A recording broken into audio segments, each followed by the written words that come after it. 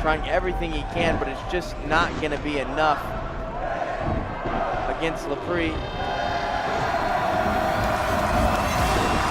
In a valiant effort out of Renato Canuto, but it's hard to dethrone the champion, and Lucas Lepri is just so good, Sean. Super good. Insanely good. All right, Lucas, we're going to get started. It's recording, and just we're going to take turns asking questions. Like you said, 30 minutes, if that's okay. Perfect. All right, awesome. All right, guys, we're here with Lucas Lepri, multiple time world champion. Gi, no gi, has won Brazilian Nationals, Pan Americans, excellent instructor, has his gym in Charlotte, North Carolina, and is a good friend and mentor of mine. I'm really excited about this interview. So Lucas, I'd like you to, just introduce yourself, when you started Jiu-Jitsu, some of the tournaments you've won, and, kind of like, what are you looking at the next 5-year, 10-year plan for yourself? Hey, Tony, thanks for having me. Thanks for the opportunity. Very happy to be here for you in this interview and talk a little bit about, our journey, my journey and our journey together as well. So I won few tournaments and, the most important ones was the World Championship. I won 9 times black belt and 6 times gi, 3 times no gi. And I have been training Jiu-Jitsu since my 15 years old. This year is going to complete 21 years, that I have been training. And have been enjoying my career, a lot, and I love teach as well. And I love competing, love teaching. I have my academy here in Charlotte, North Carolina, the HQ. And I think basically like this. Let me ask you, what got you into Jiu-Jitsu? Because you said you got into Jiu-Jitsu at 15, right? Yes, that's correct. And that was in Brazil, right? That's in Brazil, yeah. So I started there. Like I did so many sports. And on that time, I was doing capoeira. I started capoeira with 10 years old. And then with 15, a friend of mine, he we were talking about, martial arts, the capoeira, like everything. And then he said, look, I just started training jiu-jitsu, and then let's go over there, try a class and see, if you like it. So you might gonna like it. And then I went there one time, and I was watching the class first, and then I came back on the second day, and then said, okay, let me try it. And then I try a little bit, and man, I love it, and then I start training, and then I never stopped it. I fell in love right away and see how fascinating was jiu-jitsu, about leverage, chokes, and the small guy was like featherweight on that time, and then I still like, I'm not like huge, but I was like fascinated how the leverage and the techniques was working, and then I fell in love right away, and until here, I never stopped training. Do you still remember who your very first professor was? Yes, of course. So actually, I got my black belt from him. So I trained with him from my white belt to the black belt. So, and then I have, of course, other professors, but he was the guy that was guiding me, so, and he was pushing me. Actually, my first professor, he believed more on me and myself than myself. He was just like, you have to go, you have to compete, you have to do this, you have to do your workout. He was always push me. And he knew that I had some talent, but if you don't work hard, you don't go too far, right? So, and then he was pushing me to combine both, the talent and the hard work as well. Okay, last one from me, because like it's so fascinating just watching someone like you. Because dude, I've been watching a lot of your tournaments, and to watch no one be able to score on you, you know, your pressure passing. Here's a question that I have: when you first started jiu-jitsu, would you say that it was natural, like it came natural to you, or was it difficult at first? So for me, it was, like kind of natural. The things start happening, and then I feel I was able to apply the techniques naturally as well. One thing that I was able to do it that my first professor, Elan Santiago, his name, he was saying, man, it's amazing how you can learn the technique and put in practice right away.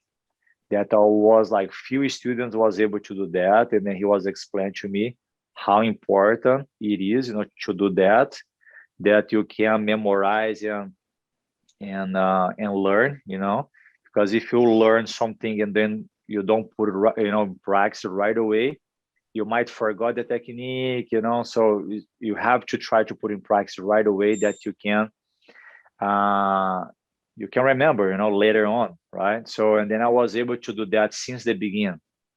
So, and then also like one thing that he was saying that I remember that, but I don't remember much. But every time that we talk, he always say like this. So I was able to watch somebody training and then apply that technique later on when I was training. So he said like, look, it's very difficult, find someone like you that you can watch someone do the technique and apply right away. And every time that he say, hey, look, he was watching me training. And then I was apply certain technique, and then he asked me, "Hey, look, where did you learn this?" And they said, "Man, I was watching the train last night. The guy was training, and then he was like, man, like I think Lux has some talent, but let's push him, hard and push him to compete, or But yeah, so he's the guy that pushed me hard, and I'm here today because of him. When did you know you wanted to be a world champion? Was there like a moment, or did it just slowly kind of happen over time? So the things start to happen over time. Just like, was natural. Like I was competing, wasn't like too serious. I was just want to like, I start competing since I start training, basically, like 2 months later after I start training, then I already went to the tournament. And I just got the taste. I said, okay, now I like it, let's, and then my professor was pushing me as well to compete. But everything started natural. I was studying as well. When I was brown belt, I went to university. I was studying business. And then I wasn't sure that, I want to do jiu-jitsu full time, like as a professional, and I was back and forth. And then I went to university, start study, start training, start competing. And then I start feeling that was super hard for me to kind of do both, like, because if you want to compete on the highest level, you have to dedicate, yourself a lot. And then I was feeling hard to do everything at the same time. I was like going to the university in the morning, teaching, like training.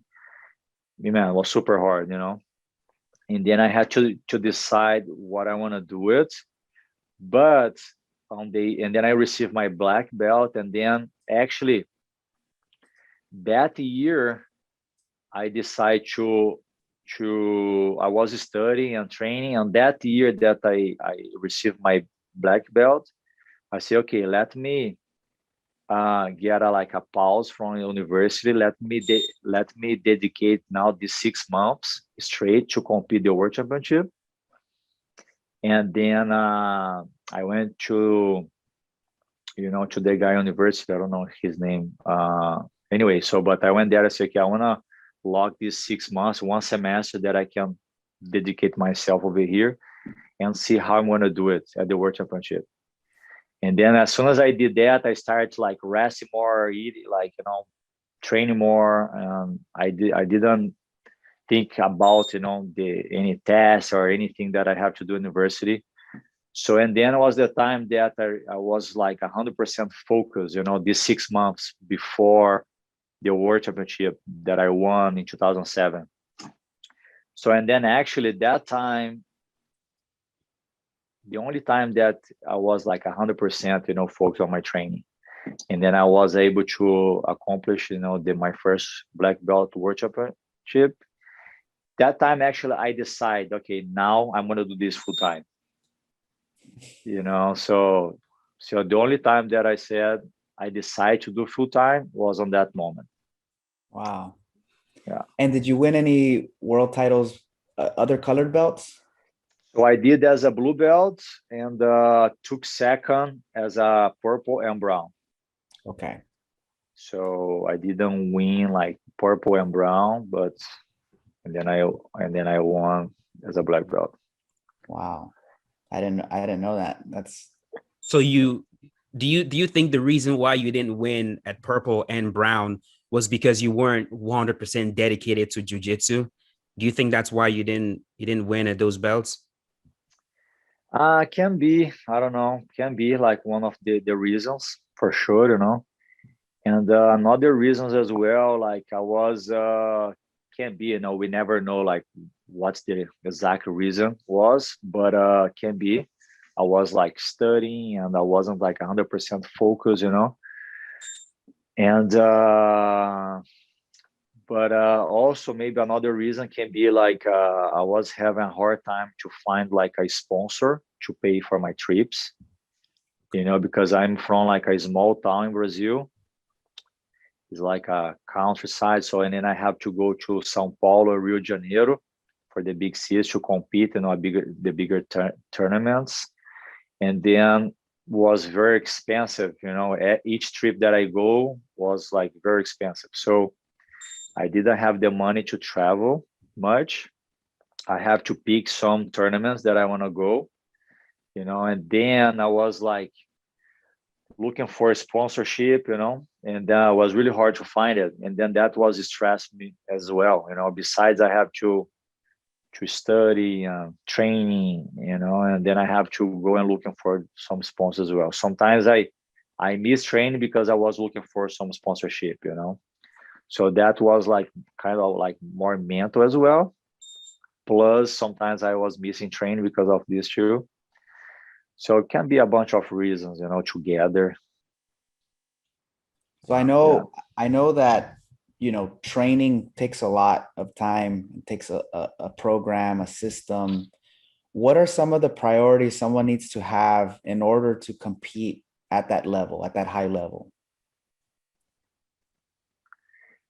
Man, it can be the commitment, you know, the commitment have to be like believing that you can do it, have to be the first step, you know. If you're not believe it, you just want, and you know, but a lot of people want, you know, but inside they're not believe that they're going to be able to get there, you know. That's, I think, the first step, you know, because and then after that, you know, everything start adjusted. You can adjust it, other things, you know, outside.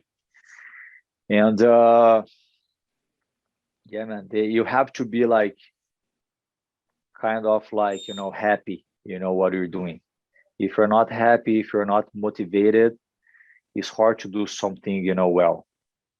Right. So, you know, yeah. So because the other small things you can start adjust it, you know, can be financial, can be, you know, other things in life, you can adjust it. But if like inside you're not believing, you're not happy what you're doing and you're not motivated, you know, motivation is a big part of as well, you know. The motivation, the mindset, you know, you have to be motivated to do things that you really believe that you're going to be able to accomplish, you know. Yes. And go hard. So speaking of motivation, but I also, a good mentor as well is really important, you know. Right. To push yourself, you know, like to push. A good mentor can can guide your line, can guide your your career. Say you have to go this, you have to do this, like telling you, what you need to do. If you want to fall, up to you. Some guys will not gonna fall, and then maybe the guy's gonna have a shortcut, but have a stop before that. And sometimes we wanna you have bad mentors, and then you don't go too far, So I think a good mentor to guide you to become like a good athlete, a good person, that is really important as well. Right. How does that look like between, let's say, a hobbyist who wants to compete at Masters and an adult who wants to compete at the adult, which is, they're two different levels, right? So how does that look not on paper, but one has to obviously train more, diet more, go to the gym, right? Yes, it's totally different. On my point of view it's totally. Sometimes some guys fight master, they want to go to the adults, they just lose on the first round. I think the piece is different. The mindset also is the guys just a lot of times you're gonna for the adults, the guys train full time. The guys train 4 times a day. It's really hard to compete, I guess, that guys stay full time. And the master is kind of more the guys already have their business, their family, their job. Most of them they just go over there to have some fun. They don't. Sometimes they work with jiu-jitsu, but a lot of times they don't. They have another job and do jiu-jitsu maybe 3 times, 4 times a week. And we have some other masters that they're on their academies, they're training a little bit more, get a little more serious, that they're gonna have more chance, I guess, these guys that just go over there for have some fun, and work and have another job and just go over there to test themselves and train maybe 4 times a week, yeah. So it's totally different for adults and masters. The focus is different, the visibility also is different. You can see when the guys wins the master words for the guys wins the adults words, so you can see the visibility totally different because of this. One is professional and another one is amateur. This next question is an interesting question. Have you ever had any real life examples that you had to use jiu-jitsu, maybe in a self-defense situation? That's a good Yes, one. actually, yes. I used just one time, believe. I have to use just one time. When I was blue belt, I was 16 or 17, something like that. But I just used one time at the school. The guy, I was at the school, and the guy actually was from Luta Livre. It's another martial art. So he was on that time I was winning few tournaments, Brazilian national, and then I was getting the paper from the city, Anyway, so and then I was on the TV all the time, and I'll get exposure. And this guy at the school, he start bumping, try to, because I had already I had the confidence that the martial arts bring, to us, that okay, I don't need to fight you because I know that I can hurt you, right? So I think that confidence is really important, that you have it, right? That you can just avoid it, but at the same time is back in the days in Brazil, we have the rivalry, between jiu-jitsu and luta livre, and anyway, so when this guy start bumping on the school, push me and call me some names, I said, man, I don't want to fight this guy, but man, this guy is I cannot accept this as well. The guy is bullying me over here in front of everybody, whatever, and then I fight this guy, and then I beat him and kind of dislocated his arm with one board, but but anyways, and then and they call my mother, you know, like at the school, my mother at the school say, hey, your son did this, did that, you know. Anyway, so and then my mom talked to my professor, and then my professor was talked to me about it, you know. And and then after that, you know, like he was explaining to me about, man, how you know, I do not need to prove anything to others, even though they're like push me in front of everybody or whatever, you know, just leave it, you know, just keep that for the tournaments, because I knew that I could beat that guy, you know, so I didn't prove to anybody over there, you know. So but was a good learning, you know, was a good learning. So I just used jiu-jitsu just on that time in my life, you know. And then after that happened other things, you know, when I got older, but able I was able to deal, you know, and escape, you know, from the fights. So I think, as I said, you know, more you have, more you know, more you start building that confidence, more you know that you don't need to fight anyone. Wow. Just to follow up on that type of question, in jiu-jitsu itself, do you remember who the toughest opponent you've ever had is? Uh, I can't tell you a few names, you know, because I, you know, I believe that in my division, lightweight is one of the toughest divisions that we have, you know, in jiu-jitsu. I think lightweight and middleweight, I think one of the toughest ones. Every year come up like very tough opponents. And man, I can't, you know, tell like few names, you know, but maybe like 3 or 4 names, but I can say like Leandro Lo, I can say o Celso Benício, I can say what else? Durinho as well. I think, you know, can mention a few names that was like very good battles with the guys, you know. Okay. JT Torres as well. I have a few names, you know, like the guys are super tough. Nice. In the book, you talked about this book before, Psychology of Champions. What are your main takeaways from this book, and how do you implement what you learned into your life? Yeah, so this book, like Psychology of Champ, helped me a lot. You know, like since I read this book back 2014, I didn't lose any world championship. You know, I have been winning every year.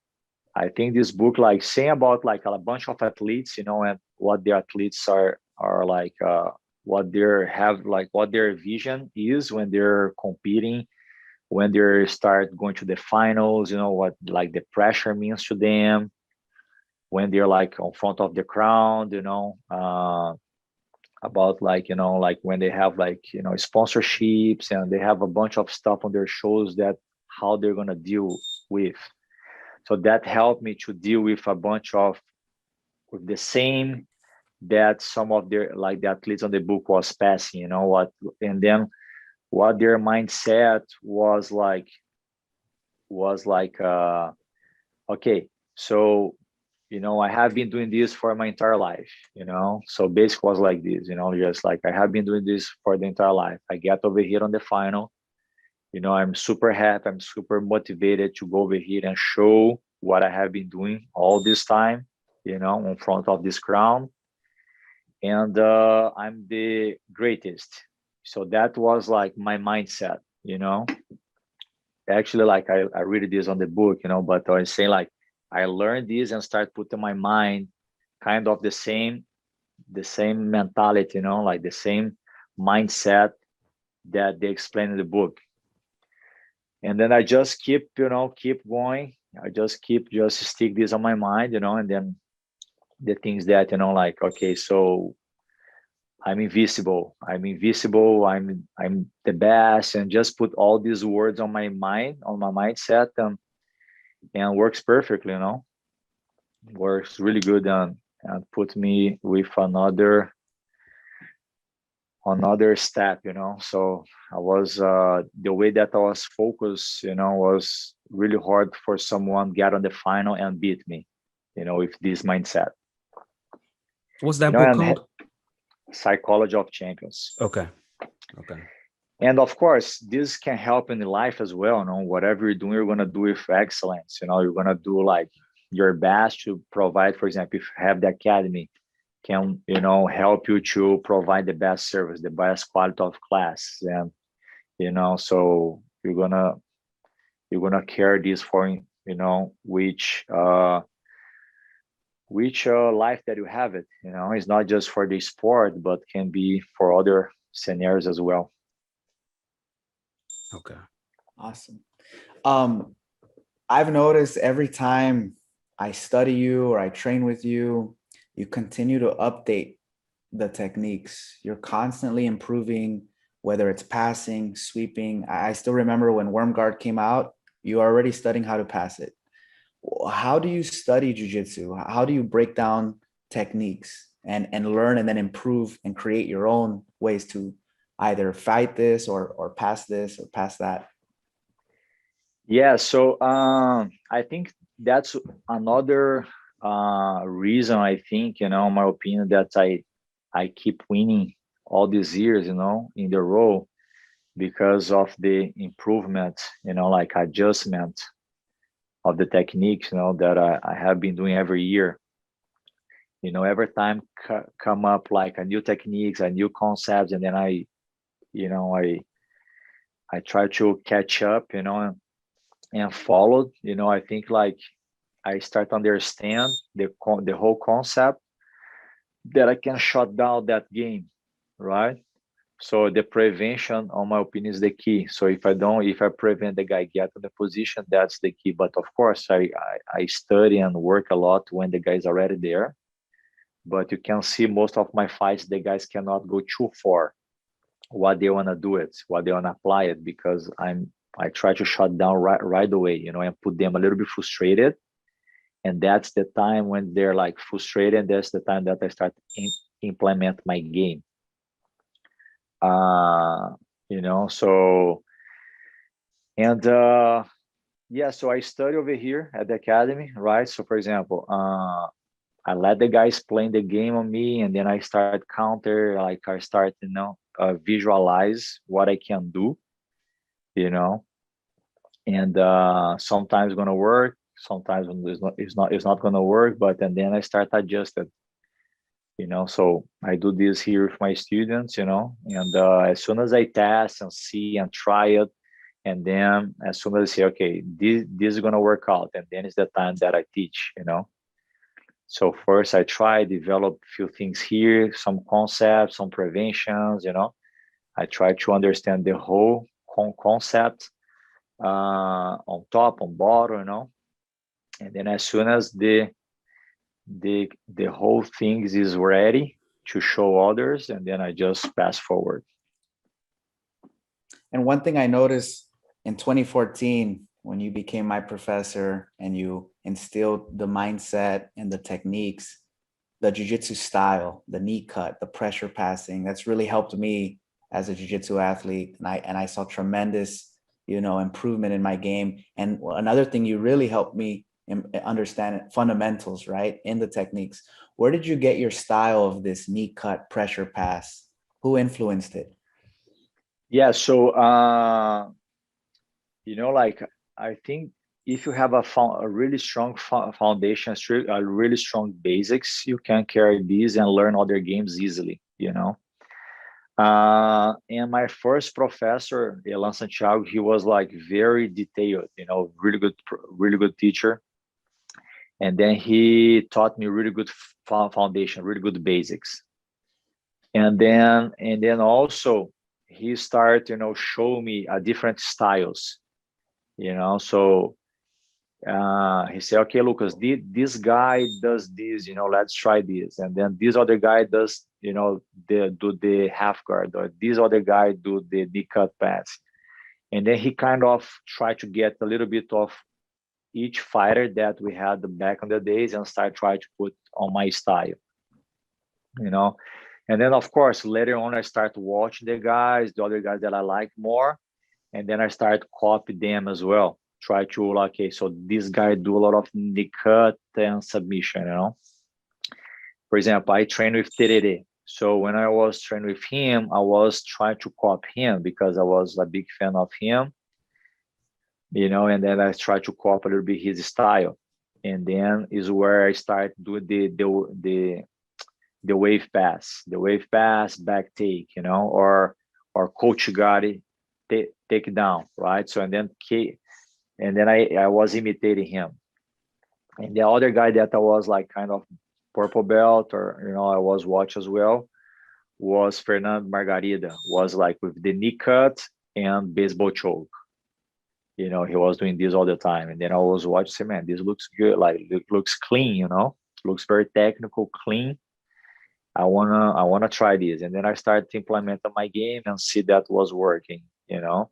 So and then I mix it up. Kind of my game is mixed with few games, you know. Sometimes can be like more pressure, more, you know, more pressure and force the guy turn, you know. I start going to the back, and a lot of times I use the wave pass as well, go one side to the other, you know. That came from Terere. You know, he always jump one side to, you know, like try to knee cut, but he's gonna like fold pass as well. He's mashing the leg, go to the other side, you know, back take, you know. That came from him. So I try to mix it up few styles to have my style today. And when you train gi, no gi, how do they complement each other? What is your do you have a favorite? And where do you think gi and no gi is going? Yeah, so I can say that I love gi and like no gi. You know? So I have actually my first tournament as when I fought no gi was here in US already, back 2008. You know, I was already black belt world champion, but back in the days in Brazil we didn't train much no gi over there. I started training more no gi when I was here in US already.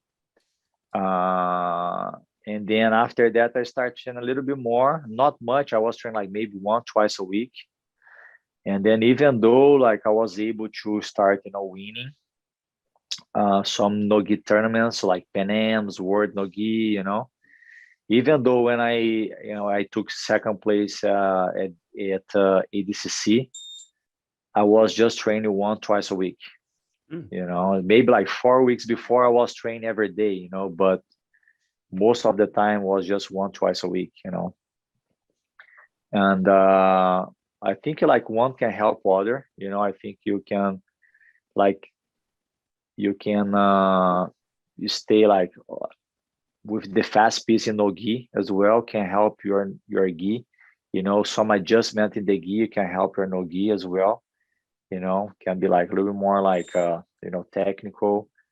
In no gi you can start like you have to be super tight a lot of times, you know, that you don't let the guy, you know, escape. That in the gi you can help, you know, to stay tighter in no gi, you know. You don't open much space.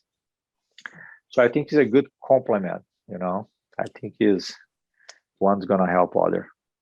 And do you see the future? You think some people say they're gonna go separate places, or what do you think is the future of gi and no gi competition?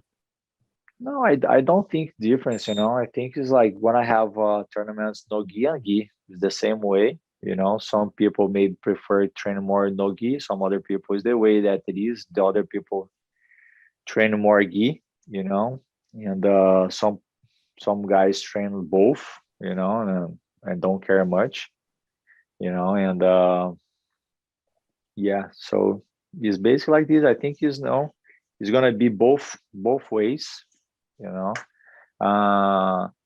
We have like, of course, right now we have a bunch more, you know, students, people that train more gi, you know. A lot of guys, they don't train much no gi, and but it's optional, right? So but yeah, just It's still gonna be there. Yeah, you just said. prefer. Yeah, I think. Well, I think they as the sport's growing, and it's good for both. In my opinion, it's gonna be good for both. Okay. Awesome. Is there anything you want to say? If people want to follow you and look at some of the stuff you're doing online, is there anything you'd like to tell them? Yeah, guys. So just keep training, keep enjoy, find a good mentor. Real mentor. There is some days like we can. On these days, we can find some guys try to take some advantage. As the jiu-jitsu growing, just find the history of your professor. As I said, find a good mentor, legit, guy that you can trust, that you can follow. Also, I'm here in Charlotte, North Carolina. So you guys more than welcome to come to my school and train with us over here as well. Go to Raleigh, train with Professor Tony. You guys gonna be in good hands. So our affiliations, you can check our website and check where we have the schools. And then you can train with our students, with our black belts, and check also my online training program, leprijjonline.com. We're gonna, we have most of the class that we teach here at HQ. We're gonna see over there as well. And and thanks, Tony, for the opportunity to be here, man. Always a pleasure to be with you, and Beautiful. that's it, guys. Keep enjoy the journey. Thank you. Awesome. Thank you so much. We're gonna post links on the video to your website, to your online training, to your YouTube channel. Thank you, Professor Lucas. You've taken me under your wing several years ago, and it's been an awesome journey together. So it's an honor to do this interview, to showcase the students and the audience to see this side of you. There were some things that I learned that I didn't even know, so it was great for me too. And thank you, Henry, for making this happen as well. Of course. Yeah, thanks, Henry. I really appreciate it, man. My pleasure. Keep enjoy the journey as well, buddy. Thank you. Thank you. Yeah, awesome. Thank you, man. Great having on the show, Professor Lucas. We will see you soon. And those tuning in, check out the comments, ask questions on the comments. If you have anything, we'll put all the information where you can follow Lucas, where you can follow Marshall, and any more information we can help, we'll put that information on there. So hope you guys enjoy. Thanks for watching. Thank you, Professor Lucas. We'll see you soon. Thank you. See you soon. Peace out.